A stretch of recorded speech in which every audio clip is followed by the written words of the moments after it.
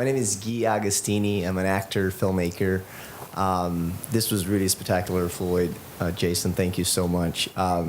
So my question, I think particularly for Jason, as I'm creating a lot of content and mostly in film, but internet as well, I find that I want to start getting more into the writing process. I think is my weakest part. So I'm just curious to know like a little bit more about your process, and in the show in particular, how is for you like working with the group of writers? How that kind of like how do you work that out? How does it work? Yeah.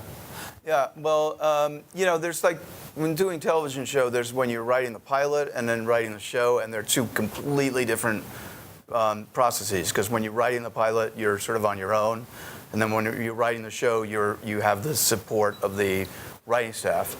And I think to me, like one of the things that I always kind of look for in writing is there's this thing that like people sometimes say, which is you have to like come up with like try to find like universal things, or what's going to be universal, or what's going to be this it's happening in the zeitgeist.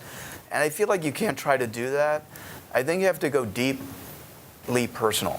I think you have to go deeply personal and write something that you almost feel is because I think the thing that happens is like the more personal you get and the more honest it is, the more universal it becomes. It's sort of that paradox.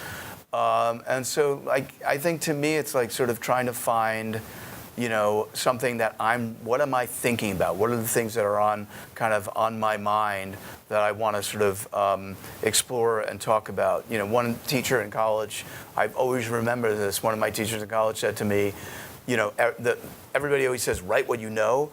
And he said, don't write what you know, write what you're learning about. And I've always thought that was like an incredible thing to think about and remember, that these things have to be alive. When you're writing, you're not telling somebody what it is that you're discovering it, and hopefully that process will make it come to life. And then the one other thing I would say is to give, if you're writing something that is in a dramatic form, whether it's a play or television or movie, to not let your characters say stuff because you want them to say it. That everybody in the scene, they have to have a reason for saying everything. And that happens, I'm telling you, it does not, that thing doesn't, it's not, I think you learn that and then suddenly you forget, it's like that. It's something you have to constantly remind yourself of all the time, that when you're doing a scene and you want to get from point A to point B, that when you have to get there, in order to get there, you can't just let the characters say what you want them to say. It has to feel like it's coming from a real place, and that's true of every character in the scene.